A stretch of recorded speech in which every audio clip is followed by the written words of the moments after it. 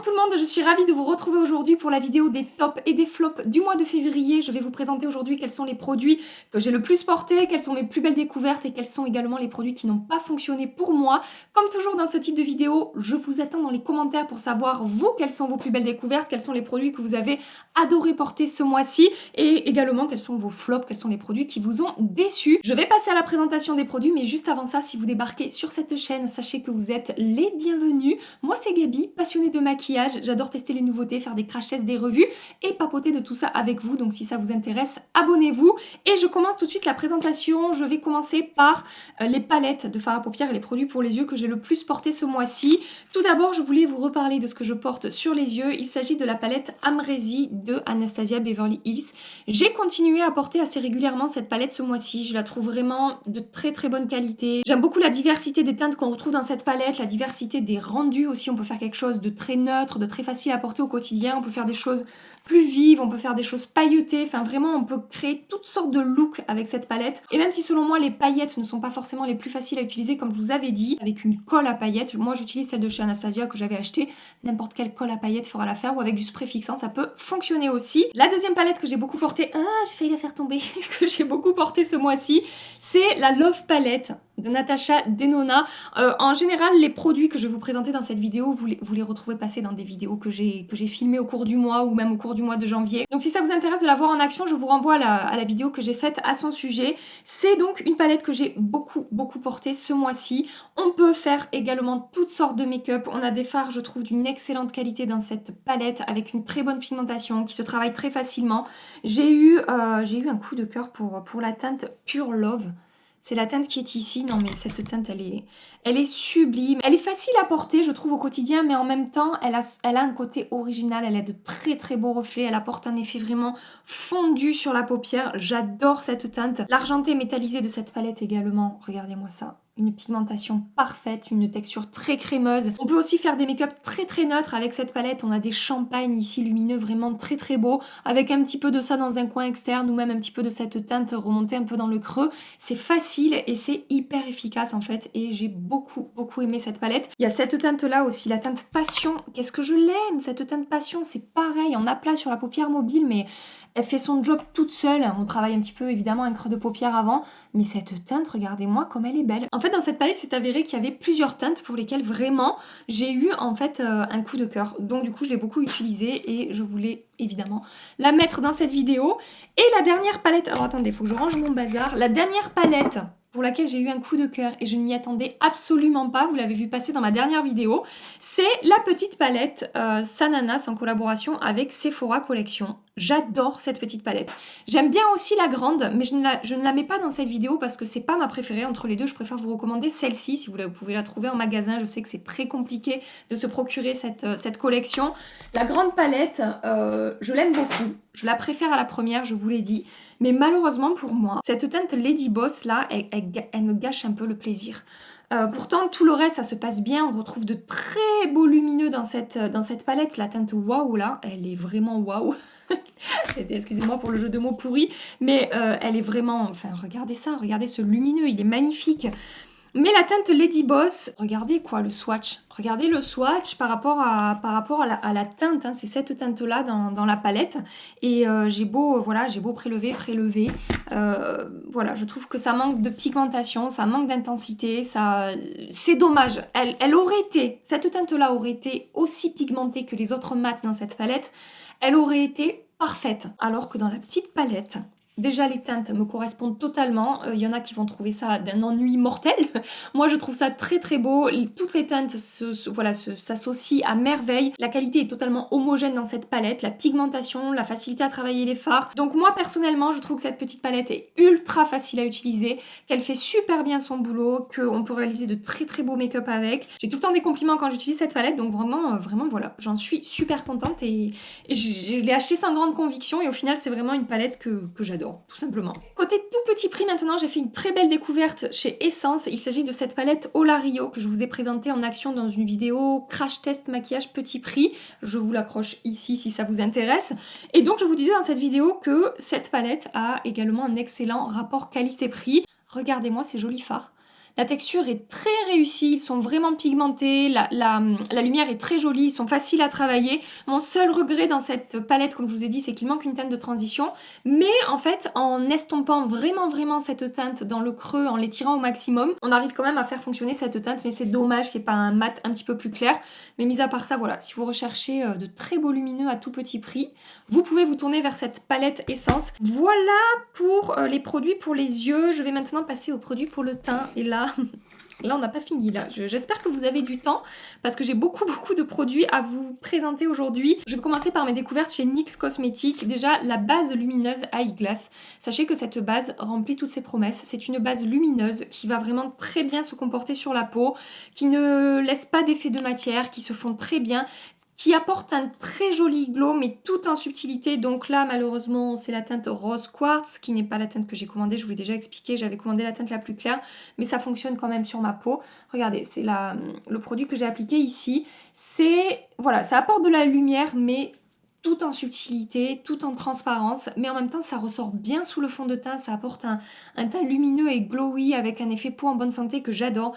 Donc c'est vraiment une base lumineuse à un prix abordable que je vous recommande. Le fond de teint maintenant de la gamme Born to Glow, j'ai adoré ce fond de teint, très belle découverte. C'est un fond de teint lumineux mais qui se comporte très bien sur ma peau mixte. On a une belle couvrance avec ce produit, on peut vraiment avoir quelque chose de léger et modulé jusqu'à une couvrance moyenne plus, j'ai envie de dire. J'arrive quand même à dissimuler quasiment toutes mes imperfections avec ce fond de teint et il tient très bien sur ma peau. Il ne se défait pas, il ne fait pas d'effet de matière, il évolue vraiment très bien et c'est un excellent fond de teint avec un très bon rapport qualité-prix. Je l'ai utilisé en vidéo si vous voulez voir son rendu sur ma peau, mais vraiment franchement bravo NYX. Jusque là les fonds de teint NYX que j'avais testés c'était pas une réussite sur moi et là pour le coup je ne regrette pas d'avoir essayé celui-ci parce que pour une fois chez NYX j'ai trouvé un fond de teint que j'aime beaucoup et que je vous recommande. Et dernier produit de chez NYX que j'ai découvert à mon plus grand bonheur pour enfin vous proposer une poudre lumineuse à un prix abordable, une poudre de finition lumineuse à un prix abordable, la poudre Eyeglass Finishing Powder que j'ai en teinte light. Et cette poudre, comme je vous ai dit à nombreuses reprises ce mois-ci sur ma chaîne, fait super bien son taf. Elle apporte une très jolie lumière, mais pareil, de manière assez subtile, en transparence, ça se fond plutôt bien à la peau. C'est pas la poudre qui va le mieux se fondre à ma peau, comme vous avez pu le voir dans ma vidéo Luxe vs Dupe. Je l'ai mis en compétition avec ma poudre CC Brightening Powder de chez By Terry dont je raffole. Au niveau du fini, c'est-à-dire de la lumière qu'elle renvoyait, tout ça, c'était très beau et c'était vraiment similaire. Au niveau du fondu sur la peau, la By Terry reste quand même plus fondue, mais la NYX fait très bien son taf. Et si vous recherchez une poudre de finition lumineuse, je pense que vous ne serez pas déçus. C'est une très belle découverte à un prix abordable en plus ce mois-ci, donc je suis vraiment contente. Je vais passer maintenant à une gamme de prix. On passe du prix abordable au un des trucs make-up les plus chers pour le teint que j'ai pu acheter. Mais alors quelle beauté ce truc! Mais quelle beauté! J'ai continué à tester cette palette-là de chez Tom Ford qui coûte 75 €. Il s'agit de la Shade and Illuminate que j'ai en teinte 01 Intensity 1. Et comme vous avez pu... Et d'ailleurs, dans la vidéo où je vous l'ai présenté en action, vous avez été nombreuses à me dire mais waouh, le rendu que ça a apporté sur la peau, totalement naturel, totalement fondu. Et en fait, c'est exactement ça. La teinte bronzante ici qu'on retrouve dans cette palette, on peut avoir peur comme ça quand on la voit, mais je vous assure que travailler, en fait, elles se font tellement bien à la peau que, en fait, c'est super modulable et que vous pouvez avoir le bronzer le plus subtil de la planète avec cette palette. Donc là, j'ai commencé déjà à étirer un petit peu la teinte. Et au-dessus, vous avez un enlumineur crème également qui va vous apporter un effet glass skin totalement en transparence. En fait, il n'y a même pas de teinte, on dirait que voilà, c'est blanc comme ça, mais en fait, une fois que c'est travaillé, c'est totalement en transparence. Je l'ai mis là, je ne sais même pas si vous le verrez parce qu'il y a la poudre NYX en dessous. Si vous aimez les produits crème qui apportent vraiment à la peau ce rendu totalement naturel, en fait, comme si on ne s'était pas maquillé, vous pouvez regarder ça, je pense que vous ne serez pas déçus. J'ai un deuxième fond de teint à vous présenter dans cette vidéo, c'est le fond de teint que je porte aujourd'hui sur ma peau et que j'adore. Il s'agit du fond de teint By Terry Hyaluronic Hydra Foundation, je vous l'ai présenté dans ma dernière vidéo, si vous ne l'avez pas vu, je vous l'accroche ici. Ce que j'adore avec ce fond de teint, c'est son rendu sur la peau. Comme je vous ai dit dans la vidéo, il a une texture vraiment assez fluide et assez liquide. Je vais vous montrer ça. Bon là j'en ai pas mis beaucoup, peut-être vous le verrez pas, mais la texture est vraiment fluide et super fine. Et du coup quand on travaille ce produit sur la peau, ça va totalement se fondre à la peau, ça va déposer un voile teinté sur votre visage et ça va être totalement, mais totalement imperceptible. On ne dirait pas qu'on porte un fond de teint en fait quand on porte ce produit. Et pourtant la couvrance est modulable, on peut avoir quelque chose de très léger ou construire une jolie couvrance qui va vraiment bien unifier votre teint. Après, comme dans la vidéo où je l'ai testé, j'avais 2-3 très grosses imperfections rouges. Du coup, j'ai fait un petit peu de correction pour les neutraliser. Mais là, ça va beaucoup mieux. Je n'ai pas fait de correction aujourd'hui en plus du fond de teint que j'ai appliqué. Et vous voyez que ça a très bien unifié mon teint. Donc je vous disais, il a vraiment un effet seconde peau. Et malgré le fait que ce soit un fond de teint soin, puisqu'il est vraiment infusé d'acide hyaluronique, ce produit, il se comporte très bien sur ma peau. Alors forcément, je vais briller plus vite qu'avec des fonds de teint matifiants que j'ai l'habitude d'utiliser. Mais il suffit qu'une fois dans la journée, j'absorbe un petit peu mon excès de sébum et tout redevient super joli. Je vous ai fait la démo dans la vidéo, je vous conseille vraiment d'aller voir. Parce qu'une fois que j'ai réabsorbé un petit peu mon excès de sébum, et ça reste très correct, hein, je finis pas huileuse au bout de 3 heures, je fais une retouche au bout de 8 ou 9 heures avec ce fond de teint. Et donc, une fois que j'ai réabsorbé l'excès de sébum, ça n'a pas bougé. J'ai toujours ce voile teinté sur la peau, sans aucun effet de matière. Et j'ai presque en fait un effet un petit peu photoshopé sur la peau. Ça fait 15 jours que je l'utilise et que je l'applique. Et regardez ce rendu complètement naturel que j'ai sur la peau. Et en même temps, comme je vous dis, j'ai presque un teint parfait en fait quand j'applique ce fond de teint, à part si j'ai vraiment de très grosses imperfections comme je vous ai dit. Mais voilà, j'en suis vraiment super contente et j'aime vraiment beaucoup ce fond de teint. Je continue, je voulais vous parler de produits CoverFX. Si vous me suivez depuis quelques temps, vous avez remarqué que ces derniers mois, j'ai beaucoup testé de produits CoverFX parce qu'en fait, après avoir découvert ces merveilles-là, dont je vous ai parlé des dizaines de fois sur ma chaîne, j'ai eu envie de pousser les tests en fait. J'ai eu envie de voir ce que cette marque avait dans le ventre et je n'ai pas été déçue, j'ai fait de très belles découvertes. Donc cette marque, on la trouve sur le site Beauty Bay et après moultes échanges avec Beauty Bay, j'ai un code promo pour vous sur la marque CoverFX. Je suis trop contente de vous proposer ça. Donc en fait, c'est un code promo qui va vous apporter pendant une semaine moins 15% sur la marque CoverFX si vous avez envie de tester. Voilà, j'ai trouvé que c'était sympa de vous proposer ce code promo. Je suis trop contente, donc je vous l'accroche ici. C'est le code qui s'affiche là. Et je vous le mets également dans la barre d'infos. Et du coup, au niveau des produits que j'adore chez CoverFX, je voulais vous parler de la base matifiante. Vous l'avez vu passer ce mois-ci dans une de mes vidéos. Et sachez que c'est une base qui fait super bien son taf. C'est une base qui va avoir une texture, je trouve, qui change vraiment des autres bases matifiantes que j'ai l'habitude d'utiliser. En général, mince, je l'ai étalé, je suis débile. Je voulais vous montrer la texture, je suis en train de l'enlever. En général, les bases matifiantes que j'utilise sont des bases qui sont quand même assez épaisses. La base de Tarte, carrément, que j'aime tant, la Timeless, c'est carrément une pâte. Là, on retrouve une texture, je ne sais pas si vous le verrez, mais quand même assez crémeuse et assez fluide. C'est hyper doux en fait, une fois qu'on l'a appliqué sur la peau, c'est tout doux. Ça a tendance également à un petit peu lisser mes pores, même si c'est pas la base la plus lissante que j'ai, elle a une petite action lissante sur la peau. Elle laisse à la peau un effet un petit peu hydraté, mais pas riche et pas crémeux, je sais pas comment vous dire, la texture est vraiment spéciale. Et autant la version Grip Primer de CoverFX qui étant connue sur moi, j'ai pas été super fan. Autant la base matifiante, je vous la recommande vraiment. Si vous recherchez des bases matifiantes qui ne sont pas trop épaisses et pas trop pâteuses, vous pouvez regarder celle-ci, elle est vraiment super. J'ai découvert ce mois-ci également, enfin ça fait, je crois que je vous en avais parlé en janvier, mais j'ai continué les tests, le spray matifiant. En fait c'est la même gamme que la base. Il est génial ce spray matifiant, il fonctionne vraiment très bien. Il contrôle l'excès de sébum, il me permet de fixer mon maquillage. Je brille moins rapidement dans la journée quand j'utilise ce spray-là. Et ce que j'adore avec ce spray, c'est également sa brume. En fait, je vous en ai déjà parlé, ça se diffuse de manière très large.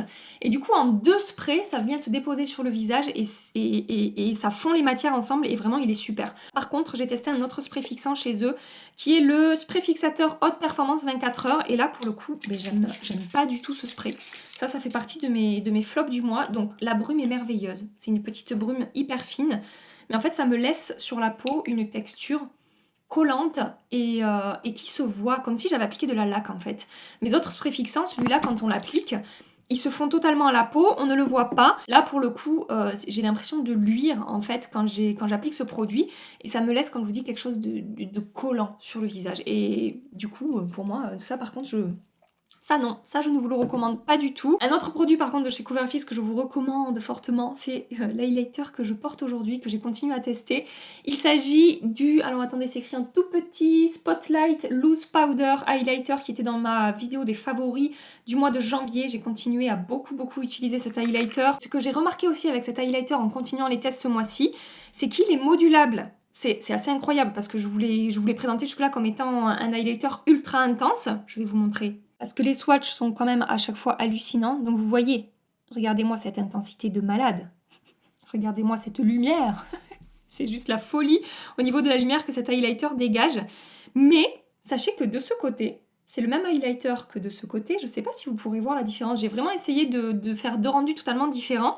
Mais si on en applique un tout petit peu et qu'on diffuse bien la matière au pinceau, on va pouvoir obtenir cet effet un petit peu mouillé, mais sans que ça soit trop intense et trop marqué, enfin trop marqué et très marqué. Trop, ça dépend pour qui. Comme vous pouvez le voir là, voilà, là on voit vraiment que j'ai quand même un highlighter bien marqué.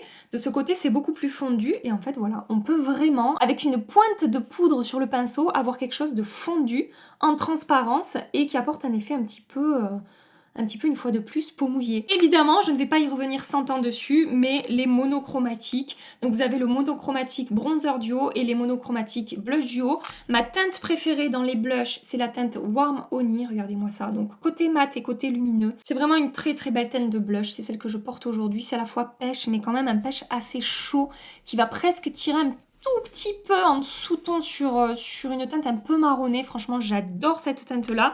Et le bronzer, je crois que je l'ai encore utilisé à la caméra ce mois-ci. Il est génial ce bronzer. Donc là, on a la teinte mat et là, la teinte lumineuse. Moi, je mélange toujours les deux ensemble. Et ce sont vraiment des produits que j'aime beaucoup. Et comme je vous dis, des produits que je n'arrive pas à ranger, que je garde toujours à côté de moi là, parce que je les adore. Donc, si vous voulez tester, je suis ravie, je suis vraiment trop contente de vous proposer ce code de 15%. Les 6 produits que je vais vous présenter maintenant, je vais passer très rapidement dessus parce qu'en fait, j'ai fait une vidéo en milieu de mois dans laquelle je vous faisais un update de nouveautés que j'avais testées en vous donnant mon avis. Parce que j'ai pas assez de 2 vidéos par semaine pour vous partager toutes les nouveautés que je teste. Donc si vous voulez vraiment avoir voilà, mon avis en détail, je vous renvoie à cette vidéo, je vous l'accroche ici.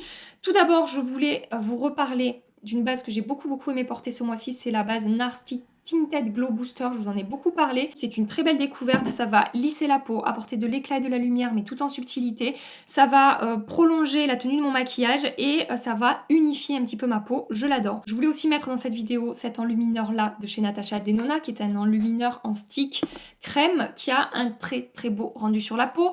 Je l'ai utilisé à la caméra. Si vous voulez voir en action, vous le retrouverez dans mes vidéos. C'est le Face Glow Cream Shimmer que j'ai en teinte light. Cet highlighter là apporte un effet peau mouillée, fondu. On peut moduler, il se fonde très bien la peau, il est très facile à travailler. J'adore son rendu sur la peau. C'est une très belle découverte. Très belle découverte ce mois-ci, la base L'Essentiel de chez Guerlain, qui est une base matifiante et lissante qui va prolonger la tenue du maquillage. C'est une de mes bases les plus matifiante. Alors pas au moment de l'application, je vous ai déjà expliqué, pas au moment de l'application, elle apporte vraiment un effet même un petit peu presque hydratant à la peau, comme si j'avais appliqué une crème un petit peu hydratante. Mais par contre, elle contrôle à la perfection mon excès de sébum au cours de la journée, elle lisse un petit peu ma peau, donc elle est vraiment géniale. Si je devais départager la Cover FX et la Guerlain, je dirais que la Guerlain, au fil des heures, elle a tendance quand même à prolonger un petit peu plus la matité sur ma peau. Voilà, donc j'aime beaucoup la Cover FX, mais la Guerlain est vraiment une base géniale. Ensuite, je voulais vous reparler de ces 2 palettes Luminice de chez Catrice qui ont un excellent rapport qualité-prix. On retrouve des highlighters dans ces 2 palettes qui valent largement des highlighters qui peuvent coûter parfois 3 fois plus cher. Donc, au niveau des teintes, là, vous avez la version... Alors, attendez... Là, vous avez la version bronze et là, vous avez la version blush, mais pour moi, ce ne sont que des highlighters. Je vous ai fait 3 swatchs pour que vous puissiez voir la lumière, la texture fondue que ça a, etc. Enfin, vraiment, très bon rapport qualité-prix. Et le dernier produit que je vous ai présenté dans cette vidéo et que j'adore, c'est la palette NARS Overlust. J'adore n'importe quoi. La palette Overlust de chez NARS. Donc, on va avoir 3 blushs et 3 highlighters.